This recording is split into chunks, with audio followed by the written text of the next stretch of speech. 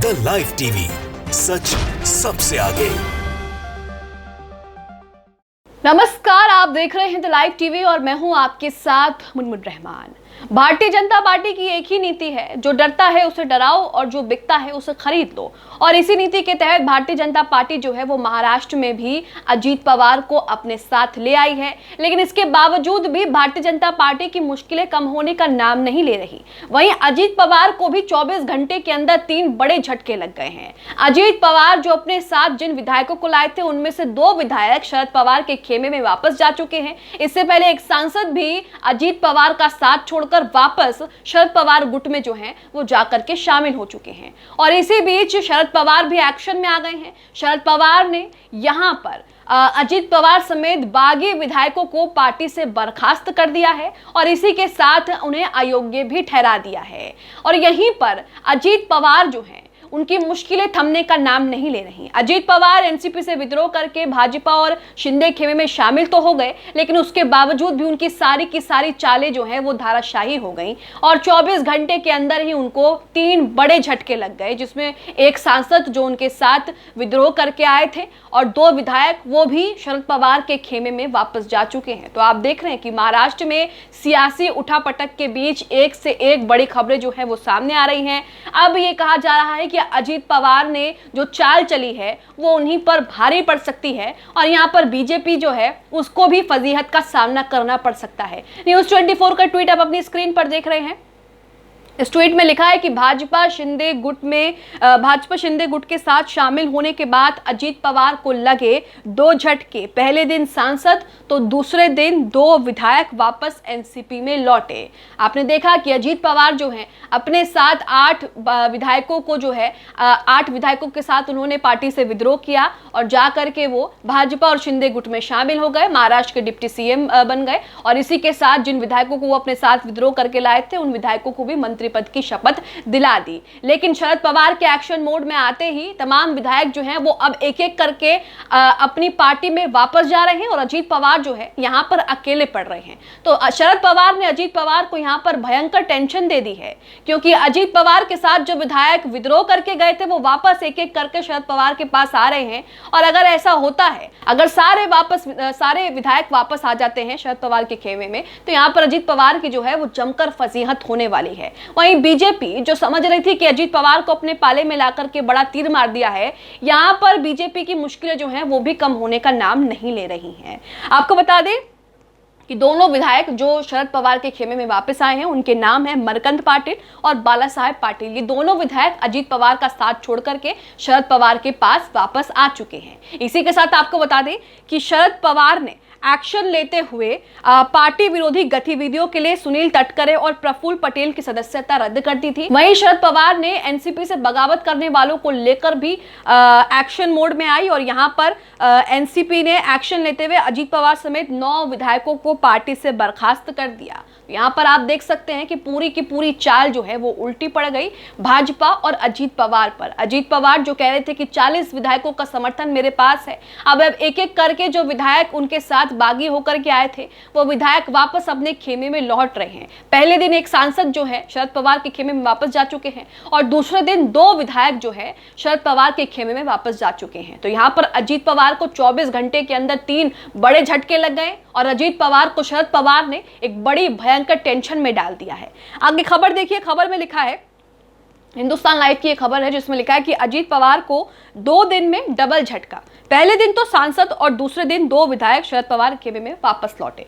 तो यहाँ पर सियासी उलटफेर को अभी ज्यादा दिन हुए भी नहीं है और एक-एक करके अजीत पवार के साथ जो बागी विद्रोह करके आए थे वो वापस शरद पवार के खेमे में जा रहे हैं। खबर में लिखा है कि महाराष्ट्र की एकनाथ सरकार में उप मुख्यमंत्री पद की शपथ लेने और एनसीपी को तोड़ने वाले अजीत पवार को 2 दिनों के अंदर डबल झटका लग चुका है। शपथ ग्रहण के दिन ही शपथ समारोह में कथित तौर पर मौजूद रहने वाले एनसीपी सांसद के शरद पवार खेमे में वापस लौटने के बाद अगले दिन 2 विधायक भी अजीत पवार को छोड़कर शरद पवार के कैंप में लौट आए हैं।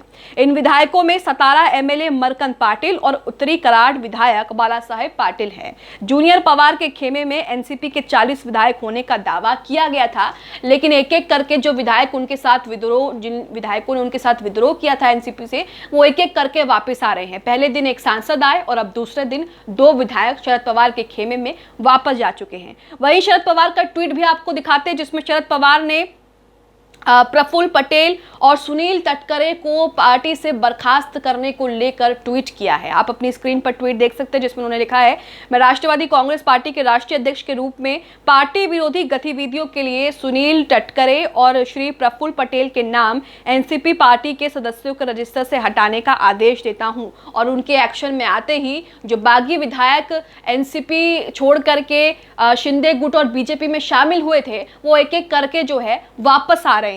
इस खबर में आगे ये बताया गया है कि एनसीपी के दोनों प्रतिद्वंदी गुटों ने एक दूसरे के नेताओं के खिलाफ कार्रवाई की घोषणा कर दी है और दूसरे पक्ष के विधायकों को अयोग्य ठहराने की मांग करते हुए विधानसभा अध्यक्ष के समक्ष क्रॉस याचिका दायर की है। आपको बता दें कि अजीत पवार के शपथ के दौरान राजभवन में मौजूद शिरूर के सांसद अमोल कोहले ने भी सोमवार को कहा था कि वो शरद पवार के समूह में वापस आ रहे हैं। तो आप देख रहे हैं कि किस तरीके से अजीत पवार ने एक बड़ी चाल चली और बीजेपी और शिंदे के साथ रातों रात जाकर के शामिल हो गए, एनसीपी से विद्रोह कर लिया और उसके बाद पार्टी तोड़ने की पूरी तैयारी, पूरी प्लानिंग जो है उन्होंने कर रखी है। एनसीपी को लेकर भी वो दावा ठोक रहे हैं, ठीक उसी तरह जैसे शिंदे ने शिवसेना को लेकर दावा जो है वो ठोक दिया था और उसके बाद इस तरीके से पूरा जो ये घटनाक्रम है वो सामने आया। ठीक वैसे ही अजीत पवार ने किया। अजीत पवार 8 विधायकों के साथ पार्टी से विद्रोह किया, शिंदे और भाजपा गुट में शामिल हुए, डिप्टी सीएम बने और उसके बाद अब एनसीपी पर जो है वो दावा ठोक रहे हैं। लेकिन जिस तरीके से एक के बाद एक विधायक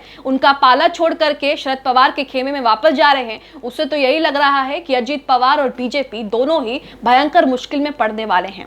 आगे खबर में लिखा है कि इस बीच शरद पवार ने अपने भतीजे के समूह के खिलाफ पहली कठोर कार्रवाई में पार्टी के राष्ट्रीय कार्यकारी अध्यक्ष रहे राज्यसभा सांसद प्रफुल्ल पटेल और लोकसभा सदस्य सुनील तटकरे को पार्टी से बर्खास्त कर दिया। इसके जवाबी कदम के तौर पर अजीत पवार गुट ने एनसीपी के प्रदेश अध्यक्ष के रूप में जयंत पाटिल की जगह तटकरे को नियुक्त किया है। तटकरे की बेटी ने रविवार को मंत्री पद की शपथ ले ली है। वहीं शरद पवार समूह ने विधानसभा अध्यक्ष को 2 याचिका भेजकर अजीत और उनके साथ शपथ लेने वाले 8 अन्य एनसीपी विधायकों को अयोग्य ठहराने की मांग की है। दूसरी तरफ जवाबी कार्रवाई में अजीत के नेतृत्व वाले गुट ने विधानसभा अध्यक्ष से जयंत पाटिल और विधानसभा में विपक्ष के नेता नियुक्त किए गए जितेंद्र आभास को अयोग्य घोषित करने की मांग की है। तो यहाँ पर प्रफुल्ल पटेल और सुनील तटकरे ने अजीत पवार के शपथ ग्रहण समारोह में भाग लिया था और छगन भुजबल के साथ प्रेस कॉन्फ्रेंस में नजर आए थे, जिसके बाद शरद पवार ने एक्शन लेते हुए दोनों को पार्टी से बर्खास्त कर दिया। आपको बता दें कि इस प्रेस कॉन्फ्रेंस में शिंदे फडणवीस सरकार के साथ गठबंधन करने की वजह बताई गई थी। पार्टी में टूट और भतीजे के विद्रोह पर अपनी पहली प्रतिक्रिया में पवार ने पटेल और तटकरे की आलोचना की थी और कहा था कि उन्होंने पार्टी के प्रमुख पदों पर नियुक्त किया था, लेकिन दिशा निर्देशों का पालन करने के बजाय उन्होंने उन्हें ही छोड़ दिया, जिसके बाद उन्हें बर्खास्त कर दिया।